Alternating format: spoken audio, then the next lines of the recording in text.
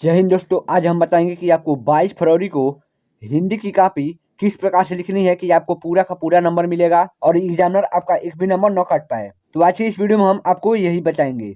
दोस्तों, अगर आप इस प्रकार से अपनी कॉपी 22 फरवरी को लिखोगे तो आपका पूरा का पूरा नंबर मिलेगा। जैसे हमारे पास यहाँ पर एक आंसर है और यहाँ पर एक पदांश दिया है। देखिए यहाँ पर दिया है तीसरा का कुसंग का ज्वर सबसे भयानक होता है। यह केवल नीति और समृद्धि का ही नाश नहीं करता बल्कि बुद्धि का भी क्षय करता है।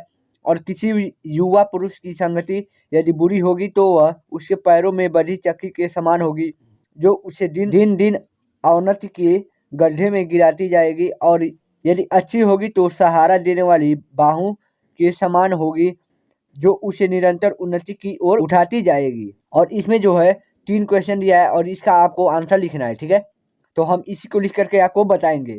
तो यहाँ पर देखिए, यहाँ पर जो हमारा क्वेश्चन नंबर 3 है और जो आपका वर्णनात्मक, तो सबसे पहले आपका जो आएगा, जो खंडवा का आएगा वो आपका यहाँ पर खंडवा डालिएगा। बिल्कुल इसी प्रकार से आप अपनी कॉपी लिखिएगा, यहाँ पर खंडवा डालिएगा और जो भी आपका प्रश्नोत्तर संख्या है उसको आप इस प्रकार से डाल लीजिएगा। और यहाँ पर आप ब्लैक पेन का यूज कीजिएगा, मतलब यहाँ पर ब्लैक स्केच का यूज कीजिएगा। और इसके अलावा आप कोई भी और स्केच का यूज मत कीजिएगा, केवल ब्लैक का ही यूज कीजिएगा। तो यहाँ पर हमारा प्रश्नोत्तर संख्या 3 था तो हम 3 डाली है।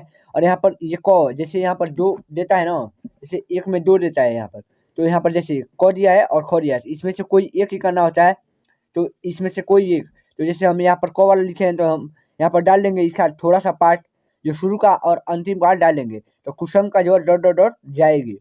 ठीक है, इसके जो पहला क्वेश्चन कर रहा है वो यहाँ पर देखिए क्या कर रहा है, वो कर रहा है उपयुक्त गद्यांश का संदर्भ लिखिए। ठीक है, तो हम यहाँ पर इसका संदर्भ लिखेंगे। यहाँ पर देखिए, आप संदर्भ का हेडिंग बनाइएगा और इसमें लिखिएगा कि प्रस्तुत गद्यांश हमारी पाठ्य पुस्तक हिंदी गद्यखंड में संकलित आचार्य रामचंद्र शुक्ल जी द्वारा लिखित मित्रता नामक पाठ से लिया गया है। ठीक है, अब इसके पास से जो हमारा क्वेश्चन नंबर 2 दिया है, डांस के रेखांकित अंश की व्याख्या कीजिए। ठीक है, तो इसके आंसर में आप यहाँ पर क्या लिखेंगे देखिए, यहाँ पर सबसे पहले आप हेडिंग बनाएंगे, दूसरा डाल के हेडिंग बनाएंगे रेखांकित अंश की व्याख्या। ठीक है, यहाँ पर आप हेडिंग बनाएंगे और यहाँ से जहाँ भी आपका हेडिंग हो जाए पूरा, ठीक उससे नीचे से ही आपको लिख देना है। और इनके बीच जो आपको एक लाइन गैप भी कर सकते हैं। ठीक है, जैसे कि हम यहाँ पर किए हैं। ठीक है, देखिए यहाँ पर हमने गैप किया है तो आप भी यहाँ पर गैप कर सकते हैं। तो आप हेडिंग बनाने के बाद लिखेंगे यहाँ पर देखिए, केवल रेखांकित अंशों की व्याख्या पूछा है। तो अगर आपको व्याख्या करना नहीं आता है तो देखिए आप क्या करना है, यहाँ पर देखिए हम लिखे हैं लेखक का कहना है कि, ठीक है, और इतना लिखने के बाद आपको क्या करना है, यहाँ से पूरा का पूरा यहाँ से यहाँ तक उतार देना है। ठीक है, जो भी आपका अंडरलाइन किया हुआ है केवल उसी पार्ट को आपको उतार देना है, तो यही आपका व्याख्या हो जाएगा। तो आप इस प्रकार से देखिए, यहाँ पर हम लिखे लेखक का कहना है कि कुसंग का जो ज्वर होता है वह बहुत ही भयानक होता है।